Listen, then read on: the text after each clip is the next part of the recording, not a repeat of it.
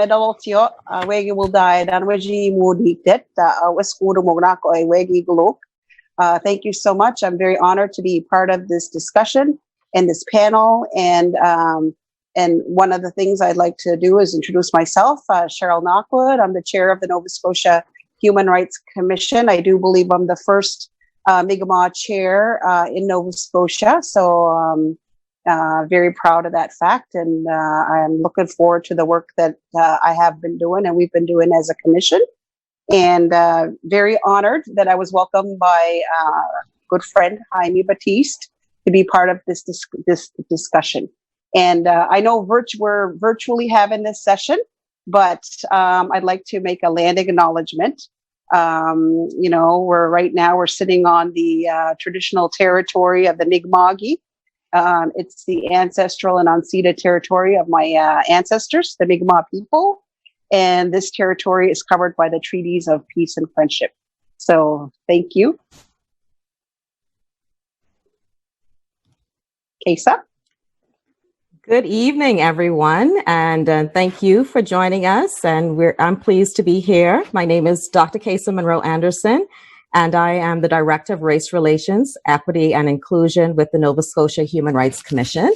I'm pleased to be co-moderating with my colleague, Cheryl Knockwood, and certainly pleased to be here with our esteemed panelists this evening to discuss a very important and timely topic, systemic racism. As we all know, systemic racism has been an extremely hot topic because of recent occurrences.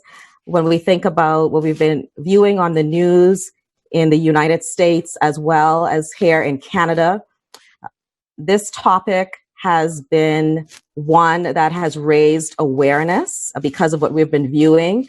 And unlike any other time in which I've lived, this is the time, this now is the time for all of us to get engaged and to come to understand what systemic racism is and the role that we each play in it, and how our government and our leaders and all persons engaged in our country of Canada can play a role in eradicating racism at this particular level. So I'm pleased to be here with you tonight, and I look forward to this rich discussion. Thank you, Késa. And without further ado, I have the honor of introducing our panelists. First, we have Member of Parliament Jaime Battiste. He's the chair of the Liberal Indigenous Caucus. Second, we have Honorable Tony Ince. He is the Minister of Public Service Commission and African Nova Scotian Affairs. And last but not least, it's my pleasure to introduce Minister of Diversity and Inclusion and Youth, Bardish, Chagger. And according to our format, we wanted to give each of you an opportunity to do your own introductory remarks. So Jaime? So just building on what our chairs have said, and I'm not going to repeat it, but I think that the discussion is timely.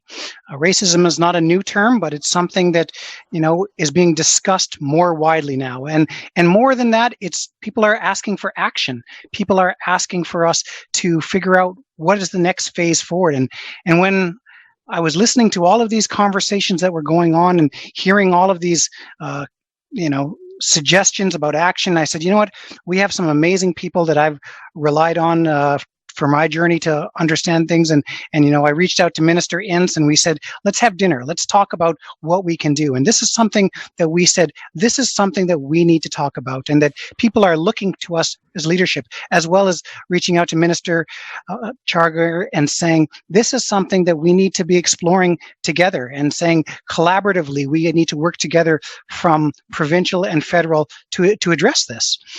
As a Mi'kmaq member of Parliament and the chair of the Indigenous Caucus, this is a conversation that is happening in many circles.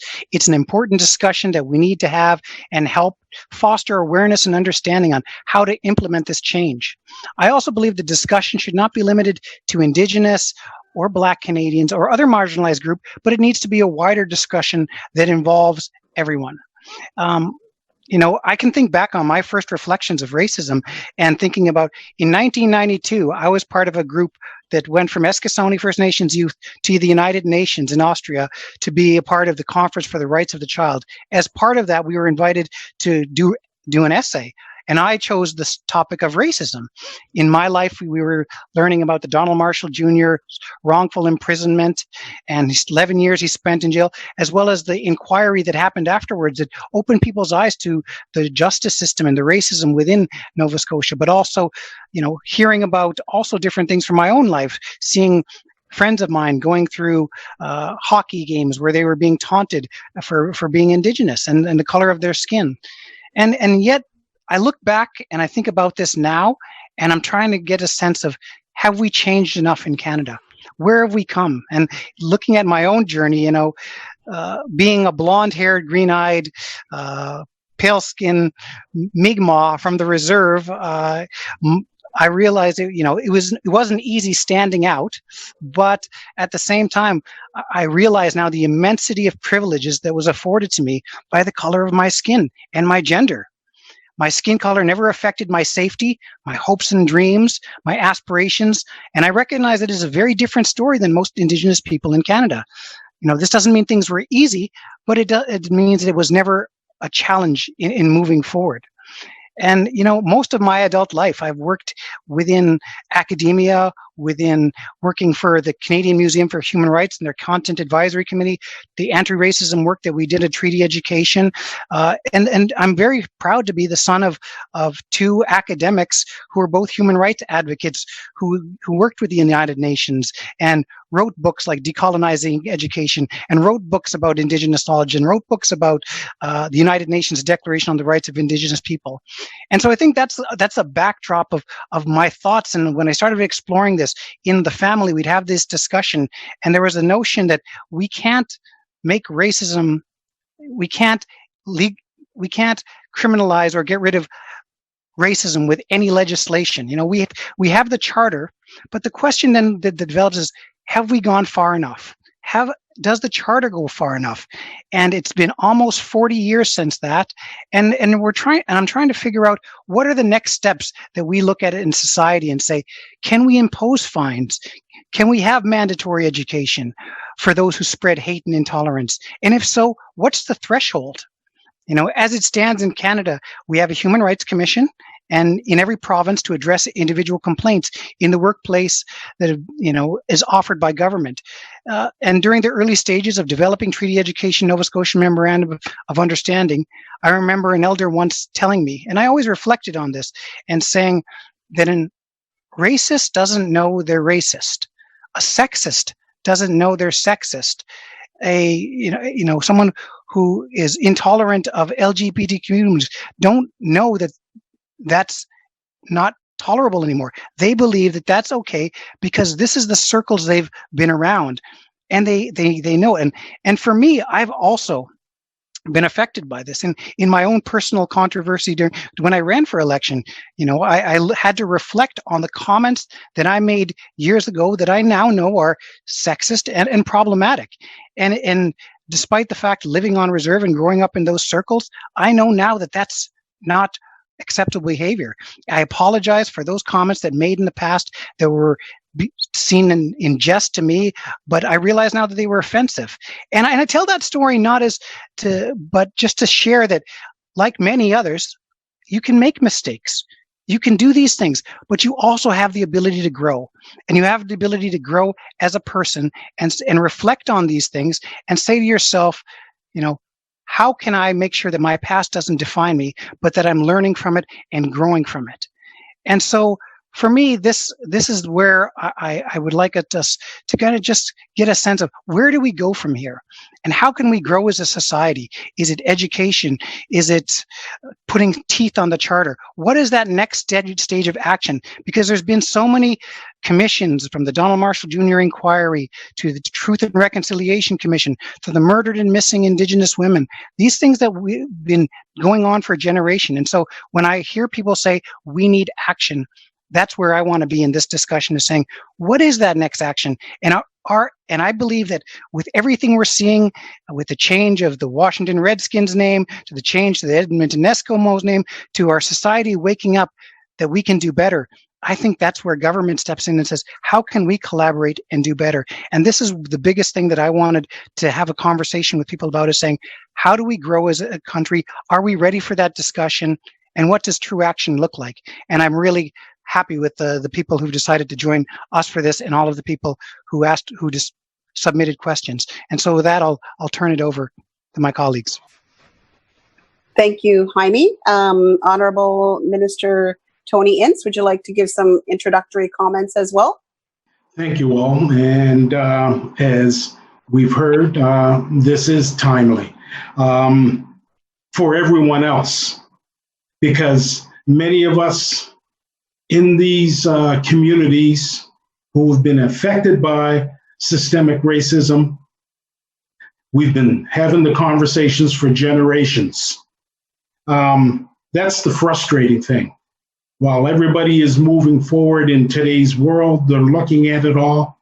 Part of the frustration, especially with my community, is, yeah, we've been talking about this. We've been telling you, there have been reports, and we can go down the list. So with that being said, I also would like to say that it's very positive.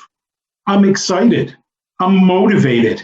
I am motivated because finally somebody is willing to say, okay, what was that, Tony, you were saying? Okay, I'm willing to listen. I'm willing to try to understand. And that's what excites me. It excites me because we have young people today who are standing up with very strong voices saying this must change. And when I speak young, I'm talking about the human race young, from all cultures. They're stepping up and they're saying, adults, you guys have messed up and you've not done a very good job. You need to do better, and we're calling on you to do it now. I love that. I also love the fact that I am working with colleagues who are listening to me and actually doing their best to put into place policies, regulations. We are actually moving the bar to some degree on many things provincially to make sure. I have a premier who's made a commitment publicly and socially to say he is going to make sure that while on his watch, we move that bar. So, is this timely? Yes, it is. And I am so happy that we're having the conversation, Jaime, and I'm so happy that you called me to have the conversation. Because as I said to you when we sat down that evening, both our communities have suffered for generations. Both our communities were a lot closer until politics and justice got in the middle. This, for me, is a step in the right direction to make sure that we have that cordial friendship and togetherness together as communities that are dealing with the same challenges. And now I'm not limiting it to the Mi'kmaq and the African Nova Scotian community. We all know that both of these communities are very open to and welcoming. We mean for everyone to join us on this journey. So with that, I'll end what I've got to say. Thank you, everyone, for joining us this evening. I look forward to some of the questions, and I'll pass this on. I look forward to hearing what Minister Chagger has to say. Thank you, Minister Ince. And introductory comments now from our Honorable Minister Chagger. Thank you so much, Cheryl. Et bonjour à tous. I'm joining you today from Ottawa on the traditional unceded territory of the Algonquin Anishinaabe people. And I acknowledge the land to highlight our history as a country. And I am referring to our history as a country pre-Confederation as well. And in 2019, when I was appointed by the Prime Minister as a Minister of Diversity and Inclusion and Youth, there was a lot of commentary and rhetoric as to why is this position needed. And I think what we have seen take place over this pandemic has highlighted the need for exactly these kinds of conversations that we need to be having as a country and as a human race. Il peut s'agir des conversations difficiles ou douloureuses, mais elles doivent avoir lieu. Nous devons tous compter les uns et sur les autres pour nous comprendre et nous soutenir. As the Prime Minister Justin Trudeau has said, systemic racism exists in Canada. It is a daily reality for millions of Black people, racialized communities, religious minorities, and Indigenous people. One of the most powerful and poignant visits I made as Minister of Diversity and Inclusion and Youth was to Halifax, where I visited the Black Cultural Center and the Africville Museum. When I visited Africville Museum, I met one of the West sisters. She told me about growing up in Nova Scotia, about the hardships they face, and also about the hope that she has for our future. She has chosen to spend her time giving back and inspiring the next generation of Black Canadians to be proud of their heritage. She definitely inspired me that day, and I continue to carry her as an example with me now as the Black Lives Matter movement gains more and more momentum. This is a history I never learned in my school system in Ontario, and it's one that I should have known. And I fought hard for the discussions and the policies that we endeavor and desire to advance. But had I known this, I do believe I would have fought even harder. And I think that's why it's an even greater conversation that we need to have. About a year ago, we launched Canada's anti-racism strategy, which is guided by a vision where all Canadians benefit from equitable access and participation in our country's economic, cultural, social, and political systems. And the head of the Secretariat, Peter Flegel, is on this call listening. And I want each and every Canadian and every level of government to be connected to the Anti-Racism Secretariat. It has now become part of our policy process, not just a step, but I'm fighting for it to be a part of the decisions we make. Because if we actually want to deal with the systemic racism and discrimination that's ingrained within our institutions, then it's kind of like a bad weed. You gotta suffocate it out, and it has to be part of every single decision. And Peter is equipped to be able to provide that information, but we will continue to fight for more resources, because though the Secretariat is mighty, it is not fully equipped, and that's why it is part of the conversations that we are having. I'm going to keep my conversation and my opening comments short so that I can actually provide some information at the end. I would like to actually see what people know about the work we're doing. We know most people don't interact with government because the government seems so far away, and that's why I really do want to commend MP Battiste for bringing us together. When he sent this comment, this idea out to me, I was like, this is exactly what it is, what we need. And how often do you have a Minister Ince and an MP Battiste and a Minister Chagger all together, which shows that we have made progress. But progress is not the goal. The goal is to allow each individual to be who they are, to realize their potential. And if we could actually have that Canada, just imagine the capacity of our country. And that's what is frustrating to me, is that we are underutilizing certain segments of our society. We are choosing to perpetuate stereotypes, and we don't need to do that. And I love the conversation of disaggregated data, but in our history, we have collected disaggregated data, but we've used it for evil, not for good. And that's why we have to take back that conversation and say, how do we make sure it's open by default? How do we make sure everyone has access to that information that is publicly funded? And how do we control how that data is used to actually advance programs and services that work for the very people we are elected to serve? And Jaime spoke about our journeys, and I like that.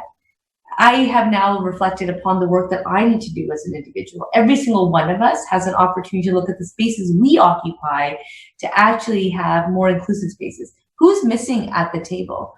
And do we see somebody else coming to that table as taking away, or do we see it as creating space for more voices. And as a country, we have a lot of space. No one is having anything taken away. What we are saying is create more space to have more thoughtful and informed conversations. And if the table does not reflect the diversity of our country, is it at least at minimal informed by lived experiences? And if not, we are doing a disservice to the way we move forward. So let's strive to do better. And yes, each of us have privilege, and we have come to the spots that we are because of our stories and the supports around us. And yes, it wasn't easy for Minister Ince or MP Battiste or myself, but it hasn't been as hard as it is for others.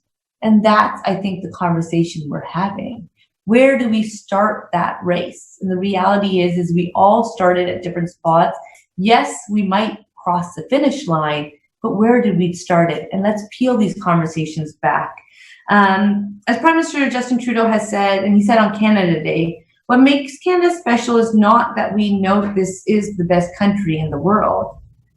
It's that we know we could be an even better country.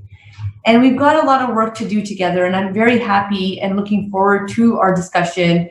So I look forward to getting started on the discussion of how do we build back even better? How do we build back even more inclusive?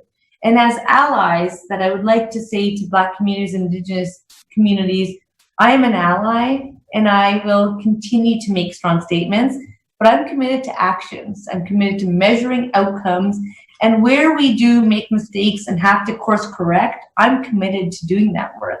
But I want to take steps to build back even better and more inclusive, because I think the time is now. And I do believe, regardless of the headlines and whether these hills and valleys, for me, this is on the forefront. As a government since 2015, we've fought for gender, and we've done a really good job. My role at the cabinet table is to fight for equity and inclusion and diversity in youth. And that will remain my focus in every single conversation I have. So thank you so much. And especially kudos to Cheryl and to Késa for moderating and hosting us tonight.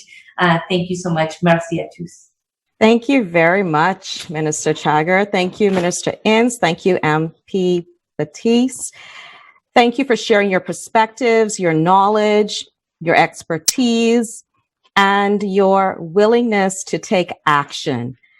I certainly agree with what you've said. Certainly, there is a responsibility on each of us as Canadians to move this work forward. The weight and the burden should not rest on racialized people, on Indigenous people and African Canadians, but we are all responsible. And all of you spoke to the need for learning, for listening, for exercising humility in this process as Canadians, particularly Canadians who are not experiencing the anti-racism because they're not racialized. But there's a need for Sankofa, which is a favorite terminology of mine, and a Dinkra proverb, which speaks to the importance of going back, looking at the past, going back and getting it. And it's not a suggestion, it's a command. We must go back and get that which we fail to learn, we fail to understand, we fail to have gotten an opportunity to learn about, in whether it was in school, whether it was in our communities, our families, etc. There is time, and the time is the present, because our past impacts our present and will impact our future. So thank you very much for your remarks.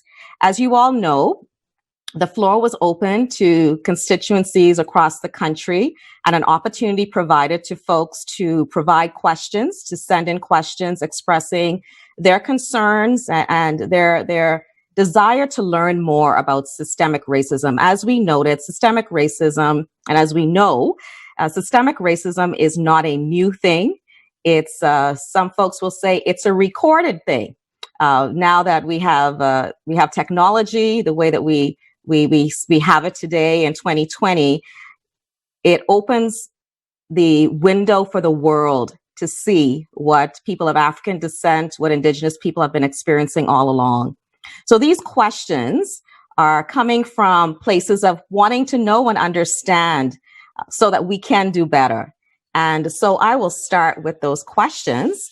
And what I will do is just open the floor and any of you can respond as you wish. Cheryl and I will alternate in asking the questions. And the first one is around a definition of systemic racism. And, you know, we've heard this in the news, whether it's with the RCMP, many different even levels of government and politicians. This question has been posed over and over and over again. The question speaks to the difference between systemic racism and unconscious bias. So I think for our panelists tonight, what is systemic racism and what is unconscious bias? I'll begin.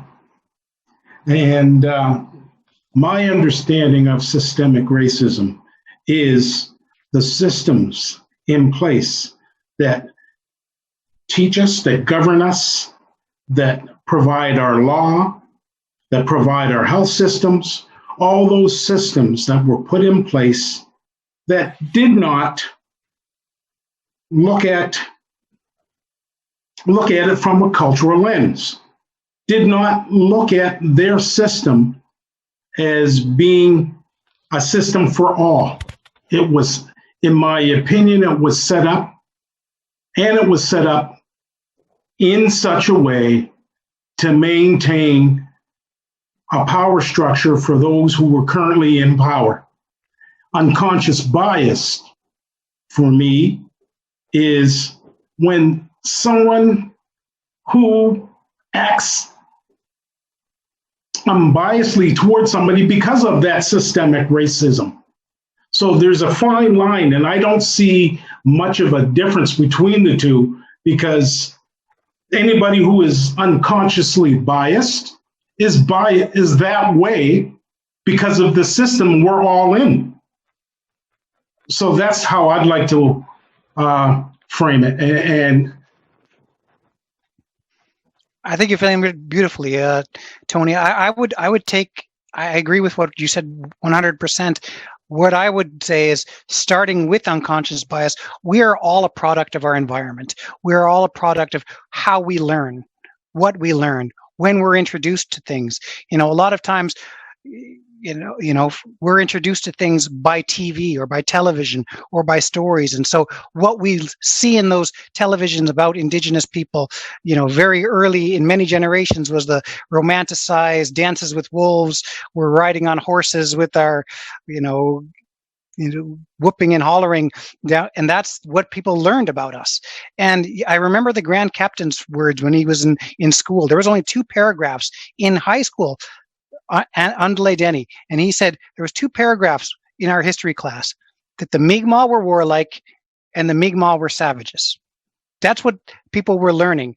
And you say, okay, where the bias comes in is that that's Hollywood teaching that. But when the schools start teaching it, when the systems that are supposed to be there to educate, or the systems are there to protect, aren't putting in that consideration of saying that there's not anything reflective of my culture, of Tony's culture, of Minister Bardish's culture, then that's where there's systematic racism, because it's all based on one notion, that usually came from Caucasian males. And that's where my mom on decolonizing education said, this system was never built for us. And if you look at Mi'kmaq Ganamad, the MK system, it was only until Mi'kmaq took over their education system did our graduation start going up. And now we have the highest graduation rates in Canada for Indigenous communities. And that's because in 1996, we took over that authority and said we were going to do it and base it on our principles, not on anyone else's principles. And that's where the system needs to be reflective of that change. And the system has to, whether it's education, whether it's justice, take into consideration other values and other cultural principles.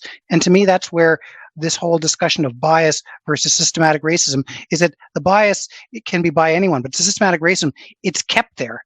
And it's up to us to try to change it.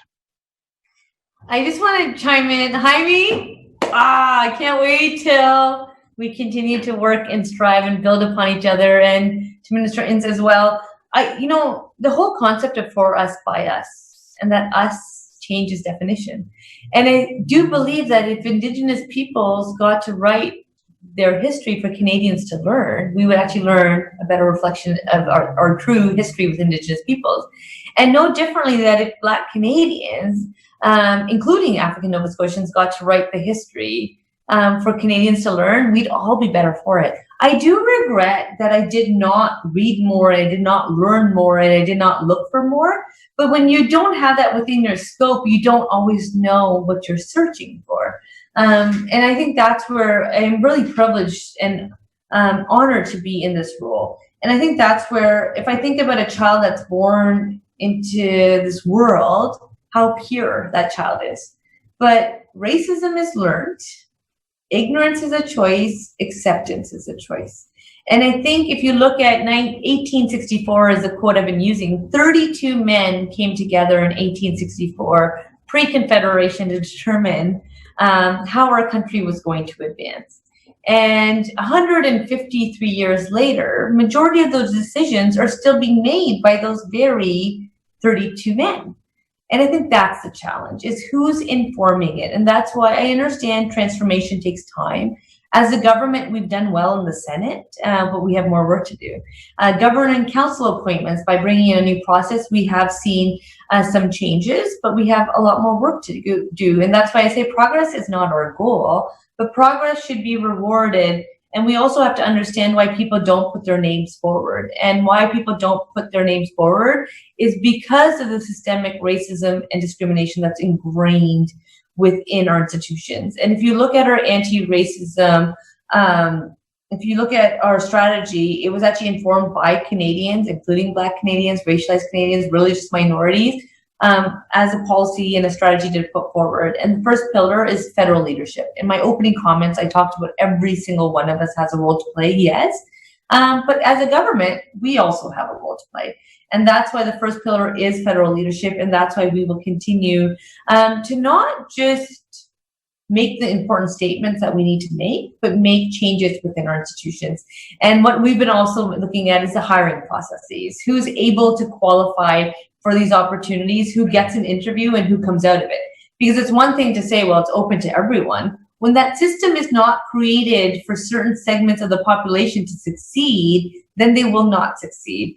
And I am really proud to come from my background and having a father that really lifted me up as an individual. I'm the second girl in our family. In our culture, girls don't always have such a loud voice. My father, who was pulled out of school in grade 10, was committed to making sure that his girls went to post-secondary, and that we were committed to, we had no choice but to have to graduate, and he paid for it. So as much as my name is on my my degree, it actually belongs to my father, but it was to actually equip us for success moving forward. But every single person doesn't have that opportunity, and that's why I talk about my privilege and the individuals in my life. And that's where I try to go with my upbringing of communities raising children, and anyone's children are my children. I always say I'm anti-Bardish, give them to me and we'll bring them back. But I think that's where the systemic racism is beyond a definition, and I don't think we need to worry about a definition. What we need to recognize is who was at the decision-making table when systems were put into place. Did people look like our country today? I can tell you no. And do they look like it today? And if not, we need to go back to the drawing board and bring back policies that actually work.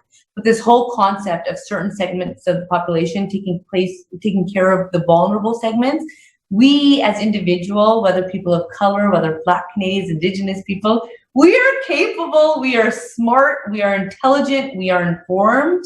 And if given the opportunity to realize our potential, we will deliver, and it will make our country better for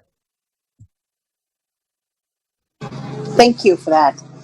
So we'll move on to the second question that we received, the question that we received from Shauna, and it's in relation to schools. So the question is, schools continue to be unsafe for racialized individuals.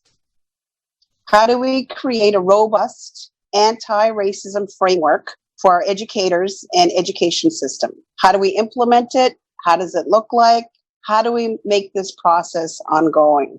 Who would like to take the first stab at answering that question? I see Tony smiling away. Honorable Tony, would you like to take that? I'll take it, and just because this was the field, and I have to start off by saying I need, within the Treaty Education Nova Scotia, I have to applaud Nova Scotia, because what the Mi'kmaq were able to do was sit down at a table with ministers and say, here is what we'd like to have reflected in your education system, not our education system. And we were able to come to an MOU that said every class, every school, every grade would be learning about Indigenous nations. And I think that's a good starting point. But I think what we looked at is starting off at a young age. In Nova Scotia, children at a young age are learning the Mi'kmaq honor song that talks about uniting, that talks about that we can work together, and that gives, let us honor our history. And they learn it in the Mi'kmaq language with the hand drums. And it's one of the things that I think that is amazing. But I think that's what we have to do. We have to get to children before they start learning from their older cousins or older uncles about what they learned. And so at a very young age, 9, 10, 11, we need to start showing people that love is the answer. Tolerance is the answer. Acceptance is what we need to do. And we need to learn that all skin colors, that no matter what, we're all in this together. And that's the biggest thing that I think we need to do for education, and why I'm really proud of the steps Nova Scotia took on that, and the leadership they showed in. And I remember when the Premier McNeil said that they were going to do it, he didn't say that the schools were going to be the first. He said, before anyone else learns it, we're going to do it as cabinet. And that's what they did. And I was one of the ones who was able to be a facilitator. And Tony was there, and he'll tell you, the cabinet spent an entire day learning. And if their leaders take that and say that we're going to do this first, our teachers will follow suit. And, when our teachers are inspired, the youth are inspired. So I'll leave it at that for starting comments.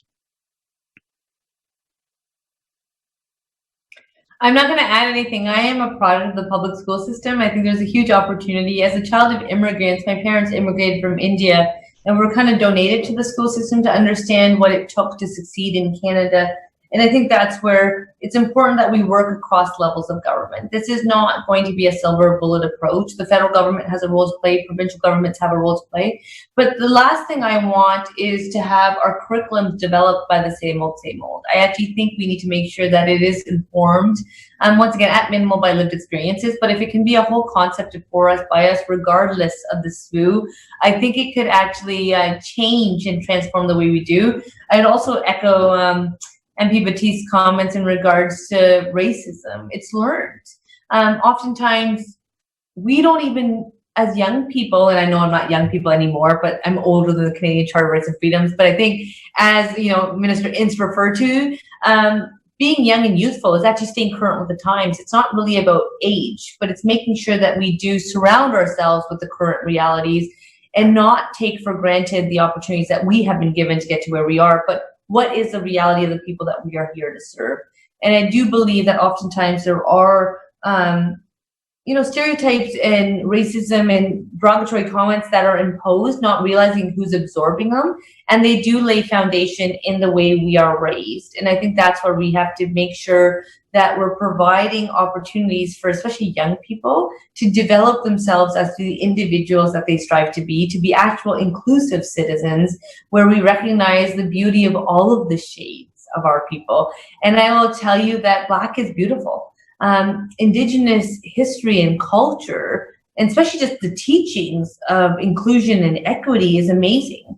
Just the recognition of Mother Earth and so forth is something that every individual should have as part of their foundation as a good human being. And that's why I refer to one human race, the human race. And if we can actually get to a place where people are treated like people because they're people, we will actually see people be able to realize their potential and not see the divisions that are constantly created. Yes, Cheryl had mentioned I smiled. First of all, it's a very big question. It's very loaded. It covers the question. Actually, I'd have to write a thesis on it because it's really in depth. But like Jaime said, yes, we need to start with education. I've always preached this. The part of the problem is our education system, because it has perpetuated the same stereotypes over time. The same system that is putting out educators to try to educate our people aren't providing those educators with that education. So when we ask, how do we better deal with this? The first thing I often go to, as a person who went through and got my BEd and everything else, the first thing I would suggest to someone is, let's start with our educators. And I'm talking the faculties. I'm talking, let's make sure that those places that are designed to put people out to train and to educate and mold minds has that awareness, has the knowledge, has some sort of insight into other cultures. And why they don't have it is because I'm going back to what I said earlier, a systemic system. The system keeps pumping out and not telling, as Jaime said, we need to tell the true stories. We need to tell not just a paragraph, we need to tell the true story, the truth. How many people know about the Irish being stuck in Montreal and not allowed off the ships? We can go into, people of Sikh heritage in Vancouver and places like that. And there's so many things that our curriculums should be telling. They don't talk about the Gaelic. They don't talk about the Acadians. They don't talk about any of those. It's all being taught now, but it is those communities who had to step up and fight to make sure that that is there. We are still in that fight stage as an African Canadian community. We are still trying to get, some basic Canadian history story like William Hall in the curriculum. People across the country don't know a thing about William Hall, right? They don't know about, for instance, the Colored Hockey League of the Maritimes. There are so many historical pieces and facts that curriculum and teachers could be teaching, and it would make education that much more interesting because you are now including the world. Minister Ince, I'm sorry, Késa, but I have to chime in. And I think that's where, there are symbolic gestures that we can take to actually stimulate these conversations. By placing Viola Desmond on the $10 bill, the first Canadian woman to be on any national currency in Canada, has stimulated that conversation. And I think that's where, even if I think about like my upbringing in my school system, I knew about Rosa Parks. And now I've been digging into the history of Viola Desmond, and she predated Rosa Parks. And this is what took place in Canada. And what it actually has done for me is reinvigorate that education is lifelong. And that when you do stimulate those parts of the brain, and that's, I come with a background in science, and I love biology and, just the human being, we can actually, yes, surely suffocate people with racism and stereotypes and so forth, but we can also suffocate them with intrigue and wanting to ask questions and wanting to learn. And the story of Viola Desmond has been a fabulous one. And now any single time that I see like a play being performed or some opportunity to want to go just see the diversity of perspectives on how that story unfolded, it actually goes to me and then it invigorates conversation. We get friends and I get people in my circle along to be like, okay, what do you think happened? And yes, it is a whole bunch of hypotheticals, but it makes us dream to know that if Viola Desmond did that then, what could we do now if we actually, instead of discrediting individuals, lifted them up? And that's where I think that there are people who have come to positions of power. And yes, they might not be the perfect one. And yes, they might not be the only one. But how do we lift them up and make sure they're equipped? And how do we encourage and empower them to bring other people along? One of my stories I tell is when I was appointed to the cabinet, first of all, my family, I wish my grandparents were alive. They never would have imagined it, but I was the first Indo-Canadian woman to be appointed to cabinet. And cool, people were saying that I'm the first, and I said, no, I'm the only, because there hadn't been another one. And then Minister Anand was appointed, and she made me the first Indo-Canadian woman appointed to cabinet. And that was my moment. And people said, well, you must be threatened, and she's going to, and I said, no, now we can actually encourage others. And I think that's where we shouldn't be celebrating first when they're the onlys. We should recognize them as onlys. And as the first and seconds and so forth come, I think that's exciting. And the fact that in this day and age, we're still celebrating the first, African American, the first, Indo-Canadian, whatever, that's challenging for me, because we shouldn't be. It should actually by now become a norm. So how do we institute that within our organizations, our agencies, and our departments? And that's what I'm striving to build. And I look forward to any thoughts and comments as to how we move that down forward. Minister Ince, I can't wait till I see you again. Wow. Thank you very much. We can only teach what we know, right? And it's important, again, there's a Adinkra symbol that speaks to, and a proverb that speaks to the fact that those of us who don't know, we can learn from knowledge. And the point of that is that knowledge is not only Eurocentric. Knowledge has multiple vocalities. And it's important that all forms of knowledge from Indigenous background, from African Canadian, African Nova Scotians, all be welcome, from Indo-Canadians, all be welcome to the fore. There is space at the center for all of this knowledge. And that's an Afrocentric concept, that we bring all of the voices and the experiences to the center. Yes, the experiences of people of African descent through Afrocentricity is centered. Our issues, our histories, our culture, all of that is centered, but Afrocentricity is not about decentering any voice or any experience, any history. And I believe that we can all learn as Canadians a lot from the concept of Afrocentricity and the concept of Ubuntu, which means that I am because you are. I am a person only because you're a person.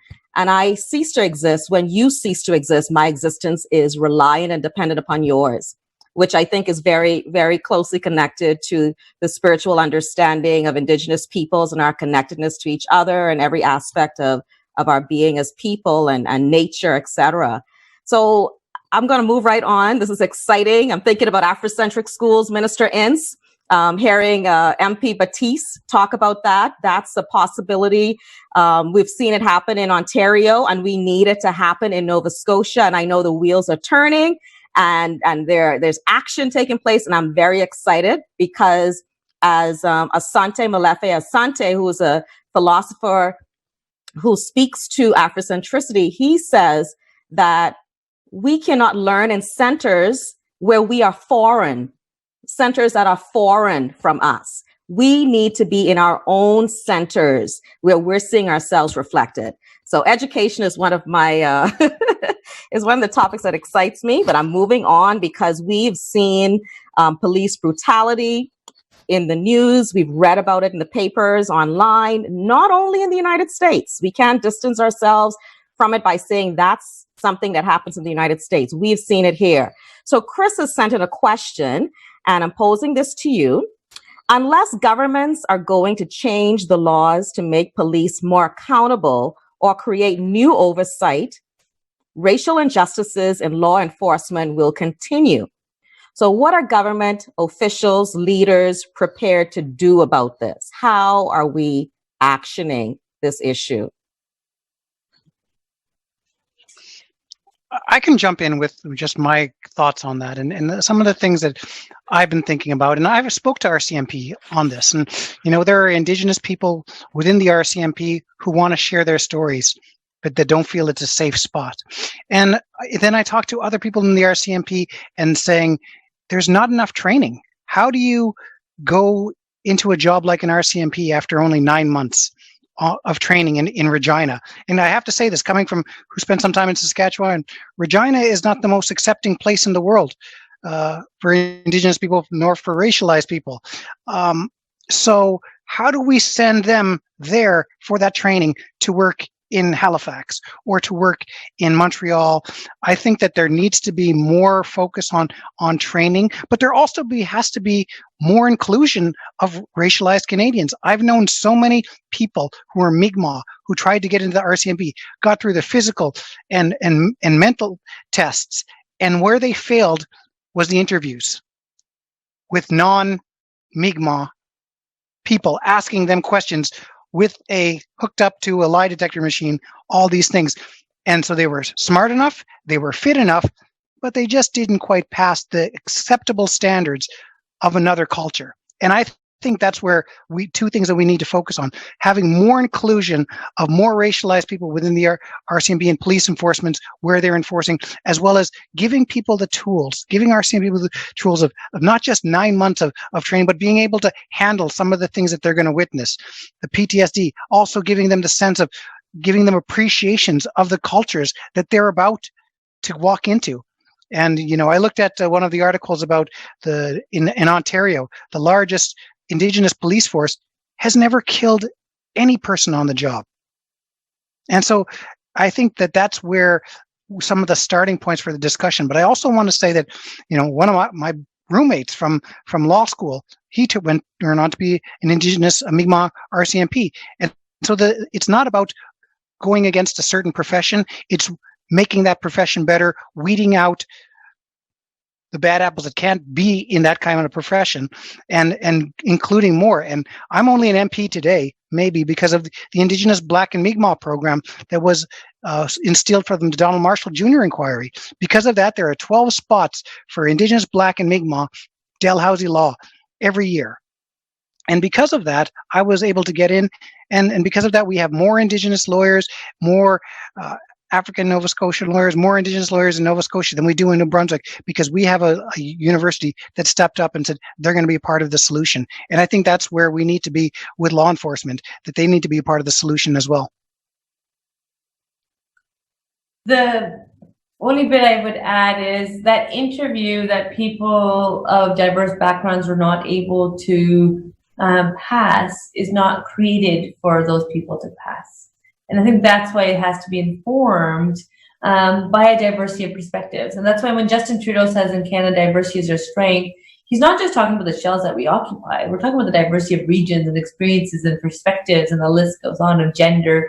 And until the decision-making table is at least informed by lived experiences, if not by people, we're not going to see greater successes. And I think the one thing that we can do as a federal government is start asking who is applying, who is being shortlisted, who is being asked for an interview. Because if we can actually start demonstrating as a government that is based, makes our decisions based on evidence, not ideology, we can start showing, oh, look, this is the valley of death where people can't make it past.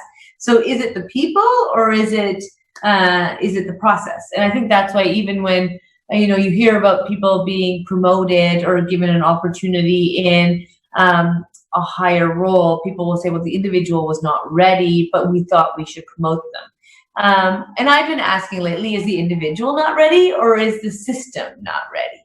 Because I really do believe that if we want to make decisions for our country in the best interest of all Canadians, and unless you're Indigenous, our country is founded on immigrants. We're the only country in the world with connections to every other country in the world. So if we actually want to be a truly trading nation and maximize the potential, or at least the ability of our citizens, we would actually be able to do that. But as a history, we have been dividing and have kept marginalized communities marginalized. And I do agree with the comments that have been shared that we've perpetuated stereotypes instead of actually relieving our society of them. And I think that's where, if you look at within our institutions, part of my public mandate that I received in 2019 was to work with all departments and agencies. It's about education, but you can't legislate kindness and you can't legislate inclusion. And that's where we have to be aware of, yes, we can educate, but people who are going to take advantage of the system know what answer to give and get around the system. So we really need to make sure that the people who are in these roles are serving the best interest of that department, that agency, that system, as well as Canadians. And if they're not, how do we work with the different layers to say, what are the mechanisms of accountability? As elected officials, Minister Ince and MP Battiste and myself, we have to go to the polls, and Canadians will decide if they send us back or not. The people who actually help enable our system, they don't have that same challenge. So how do we make sure there is accountability as to the people who are often advising us? The one thing I just want to share is that under the previous government, we had a couple of pilot projects. One of them was within the territories with Indigenous communities, and a mediator was sent in. And Indigenous communities were able to talk about how they would police their communities and what a community policing model looked like. And because communities got to be at the table and determine what that program would look like, it actually had a greater success because the community had been involved in the development and there was a personal interest to see it succeed. But this whole concept of Ottawa knows best or elected officials know best has to be thrown out the window. And that's where I do pride myself as being part of the Prime Minister's team, because each of us has been empowered to bring ideas. We are a government with open doors. We do listen and consult with Canadians. And when people try to diminish us as the government that consults and can't make a decision, what we've shown in our history is when the Ottawa knows best mentality of telling communities how to operate doesn't work. But if communities are not only enabled but empowered to make those decisions, we will see success. And that's where I think we have to just step back a little bit, take the time to recognize that our foundations are flawed. And if we actually lay a foundation now for success, no government coming forward will be able to undo it. And then we will actually start to see generations not being lost, but enabled and empowered. And so I look forward to doing that work. Great question.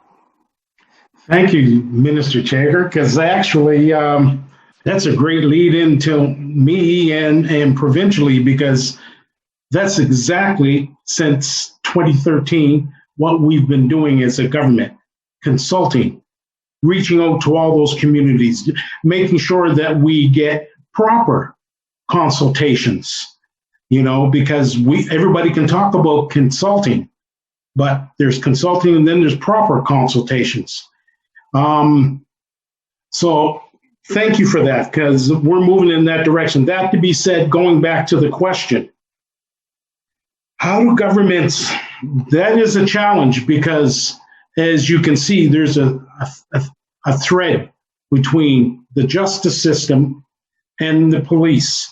And there is a link between two and how they're both operating.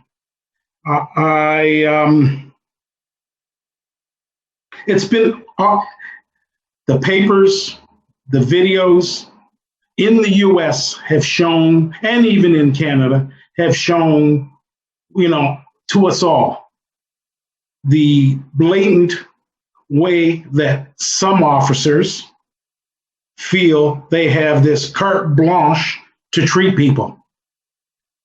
And one of the things that came up during this, and I'll raise it now because it is on my mind, was the challenge that many of our community may not, I don't know if anybody looks at this lens, but it's very challenging when you've got a community and you look at a place like Washington or Atlanta, when there are a large majority of Black police officers.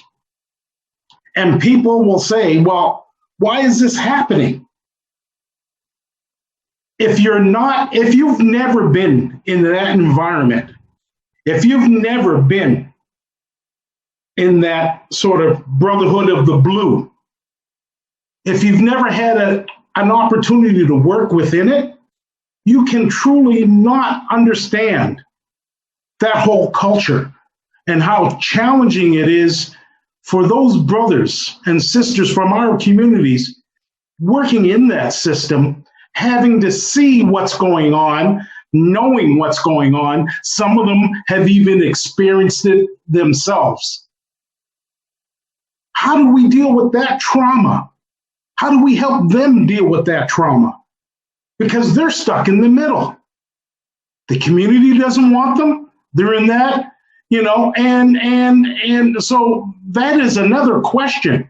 we've got people in the system who know that the system isn't right. Many of them, I would say, have stood up and tried to do something about it. This is systemic racism. You've got people within that system, and they are either ostracized, they are attacked, they're bullied, and that's just, we're talking from a racial. Now let's look at it from those women who have all been attacked within the system, that are working, that are colleagues, supposedly colleagues, that are doing things that people outside get arrested for. You know, as politicians, I don't know how we deal with that, because on the other side of it, we get painted with a picture. When you start to try to point a finger or try to help or make suggestions, then we get painted, because people love to lump people into some, because that way you can blame a group rather than looking at the real issue. I can say this, I am proud of my colleagues, the Attorney General of Nova Scotia, my colleagues, and my cabinet, because we have, from 2013 till now, had these discussions as a cabinet from the very beginning, and we have begun to try to move that bar in the right direction, i.e., number one, we've appointed several more people to the judiciary from our community, as well from the Mi'kmaq community. We've got a deputy minister for the first time. Here we go, Minister Chagger, for the first time. Yeah, we've got a deputy minister from our community who's the Minister of Justice, working in the Justice Department. Sorry. And that's a great department to have a deputy minister in. Exactly. We're being very strategic. And so there are some things that we are moving forward with. Are you going to see these changes in the very near future? Maybe in some areas you will, you may not. But I need the community to know that we take this seriously.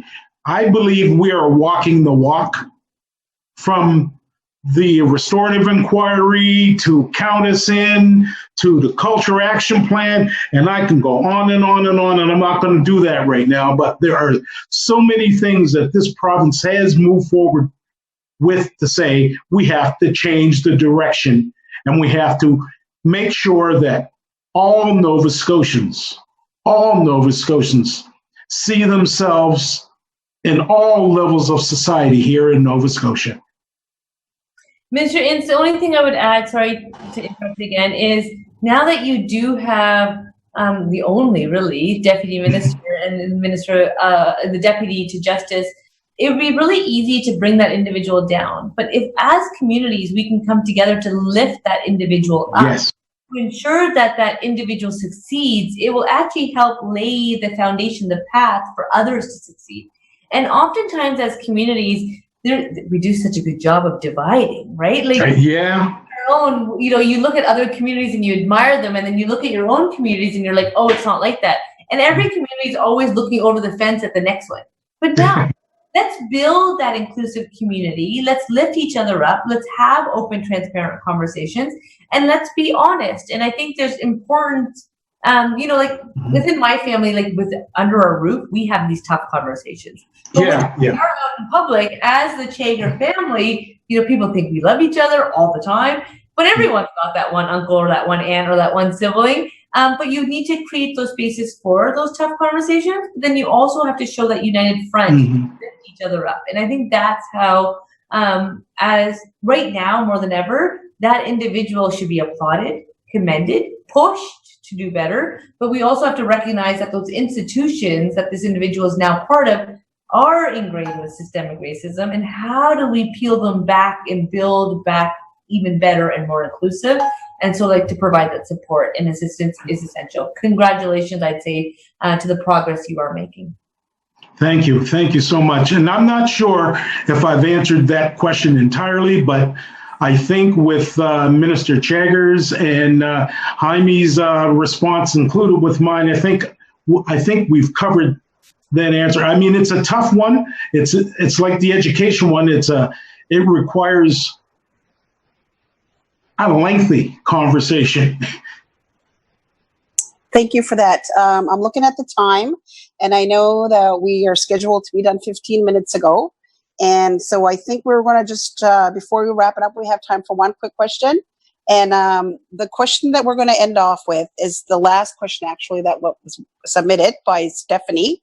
And it's about how do we deal with racism in the work, not in the workplace, but in the political field. And so what she had mentioned is that we had an individual, low-level elected official who had a high-profile racist incident, but she ended up being able to keep her position. So how do we dismantle systemic racism when that is allowed to occur?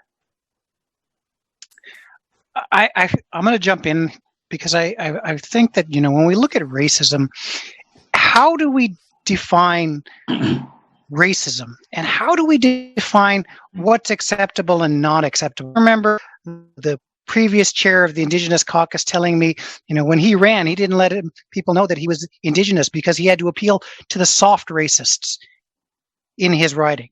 And I had always thought about that. I've never heard of the term soft racist until then. But then I started figuring there's layers to this and trying to figure out, the biggest problem with trying to get rid of racism is trying to figure out what is it as a society that we accept and don't accept, and who makes that decision. And so that's the discussion that we need to have as parliamentarians, as leaders, and that's where I want to go. And I want to have this discussion about, it's been almost 40 years since the Charter of Rights and Freedoms. How do we give teeth to say what you said is unacceptable, and here is what we're going to do because of that?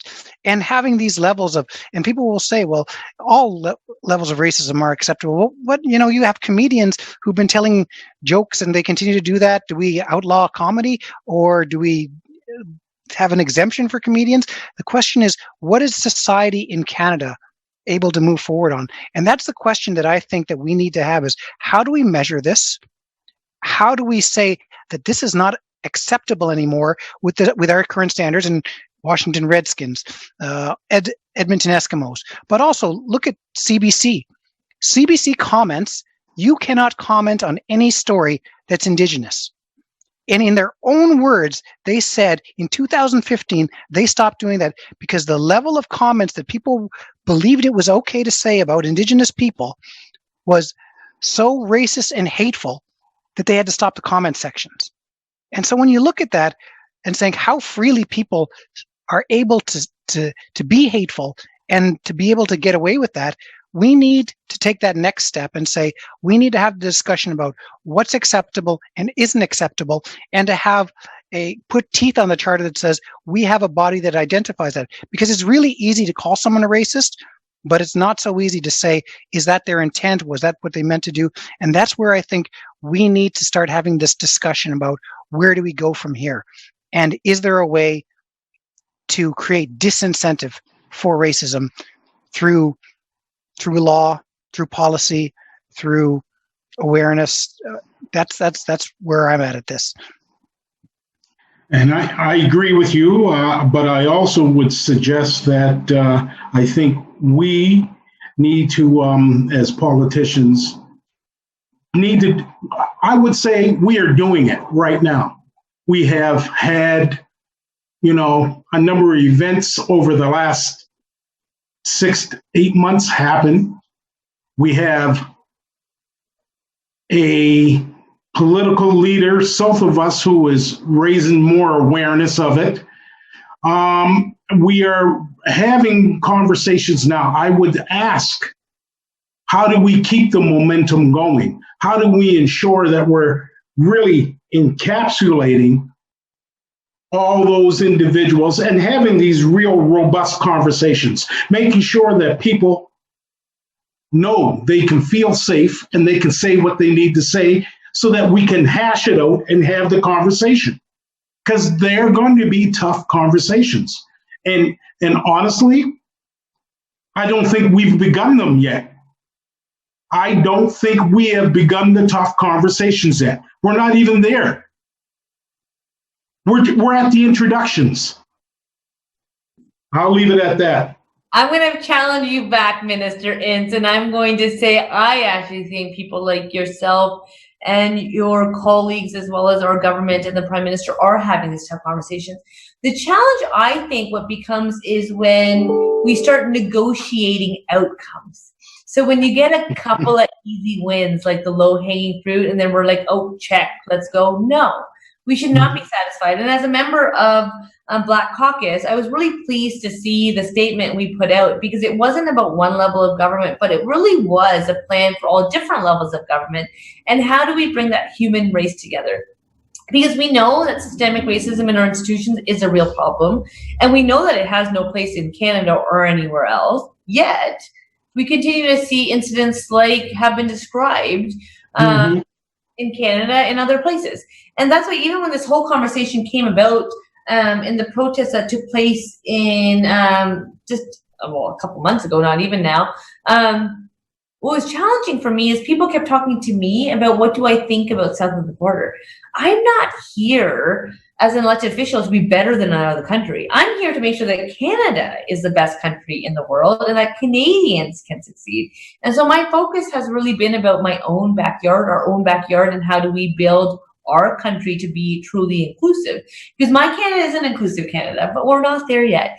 And I think that's why we have a lot of work to do. But we know that within all of our institutions it exists. So then how do we continue to make sure we're not taking the same systems and then coming out with different outcomes? Because that's the definition of insanity. Thinking that if you take like the same processes and then hope for a different outcome, like who has time for that? And I will not be here that long.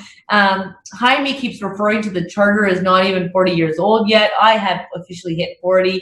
And the one thing I always talk to young people about is that, you know, I'm older than the charter, and I will never take that for granted that our rights and freedoms in this country are very recent. And with rights and freedoms come responsibilities. And let's not take the opportunity we have right now because of the global pandemic, where Canadians and citizens around the world have been impacted, but disproportionately impacted certain segments of our population. And we're feeling it and we're hearing it. So as we have to change, not necessarily by choice, but because of the reality and the situation we're in, as we have to change the way we move forward, why not actually make sure that table of those 32 men from 1864 is not those very 32 men? And how do we make sure that it is informed? And even when we are frustrated and feel like we're not being heard, how do we light that fire within ourselves to say right now more than ever, we can't give up. We have to fight harder. We have to step up. And, you know, if this person doesn't listen to me, this person's going to. What I want to say in closing, because I know we're running out of time, is that yes, people from across the country are on this call. You have members of parliament. You also have a minister of diversity and inclusion and youth federally. I am committed to wanting to work with ministers of education and different ministers at provincial levels, as well as municipalities and regions.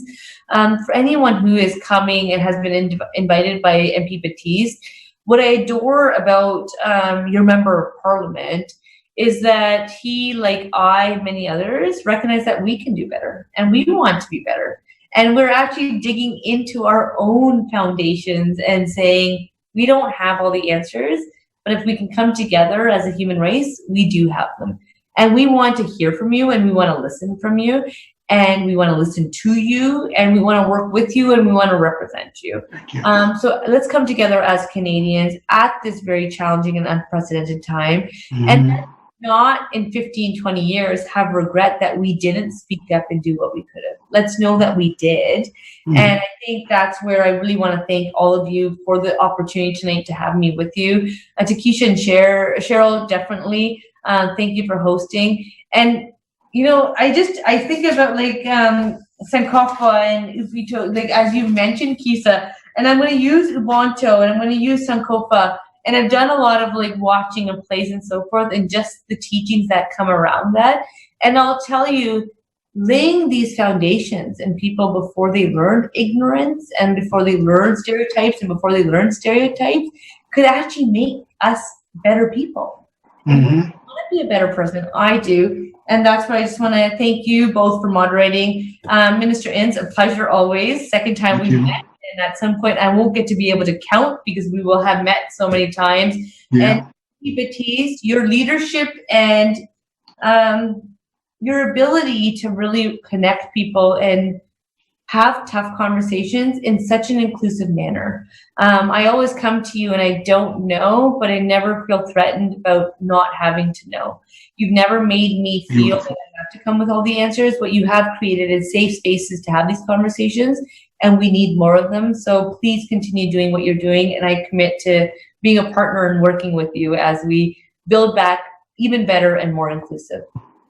Thank you so much, Bardish, Minister Chagger, and Tony, Minister Ince. You know, I feel like people think that why are we just starting the conversation now, and people don't understand that we never stopped having the conversation. It's always been going. We just do it. We don't do it in front of a camera all the time, and it's important for people to know that from time to time we will do it in front of a camera, but most of the time we're busy behind the scenes trying to affect change, and we're not, because of the positions we're in, we have that responsibility to affect change. And that's why having those conversations behind the scenes, these have been weeks, if not months, if not years in the process, but to be able to let you in on some of our dialogue, I thought was important. And for us to be able to share this and say that, you know, it wasn't that we were staying silent during these times, is that we were having meaningful conversations within our governments, within collaboration, within our departments, and with our caucuses to affect change for the future. And we realize that's a responsibility. And I just want to thank you for taking this and being able to be so open with our discussion on these things. Thank you very much. Walalin. Yeah. So just, I guess, in final comments, one of the things I want to share that has been really important to the Mi'kmaq people in the past and still important to Mi'kmaq people today is building relationships and maintaining relationships. And so when we're talking about ending systemic discrimination and ending and talking about building reconciliation, one of the things I'd like to share is teaching from an elder that I highly respect. Her name is Jaime Meter. And so one of the things she said is there's 4 parts to reconciliation in the Mi'kmaq ways of knowing. The first is the apology. That's the first step. The second step, a very, very important step that a lot of times we forget as a society, is restitution. Restitution is so important. And then third, after restitution is done, is forgiveness. And once those 3 are completed, then we can move to reconciliation. So when we're talking about building and implementing relationships, ending systemic discrimination, ultimately, I think the goal we're working towards is reconciliation and just sharing the knowledge from the elder that I work with. And I really thought there's a lot of insight and wisdom in that.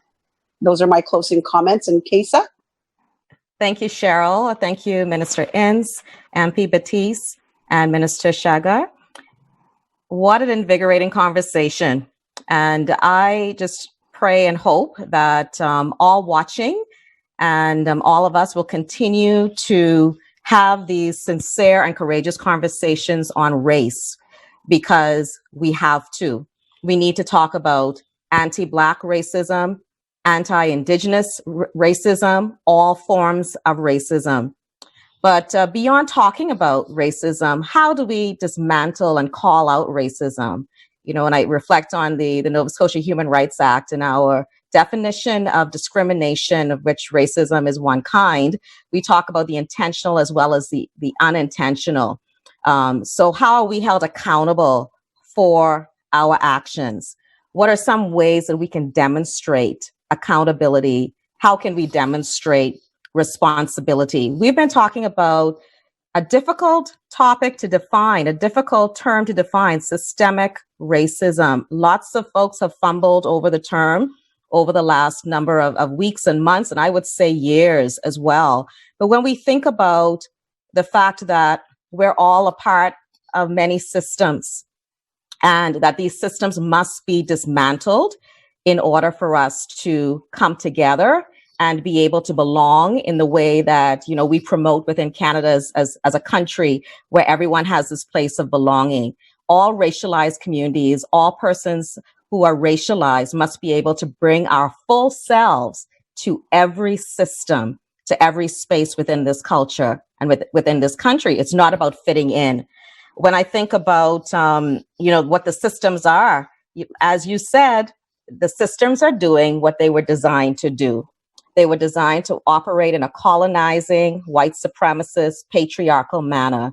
And they're doing what they were created to do. However, it's our goal, it's our aim within this country to promote action and inclusion and a sense of belonging and community. And we need to action the dismantling of these racist engines that continue to perpetuate, as you said, these ways of thinking, believing, and these value systems. It's our responsibility to dismantle them. Some of us have more power and privilege to do that than others. And so it's a joy for me to speak with all of you because you are politicians and you are our leaders in that realm. But we all have a responsibility. We need to look on the inside, examine what are our values as individuals, what are our beliefs and practices that perpetuate the systems that we're in and enable them to continue to churn.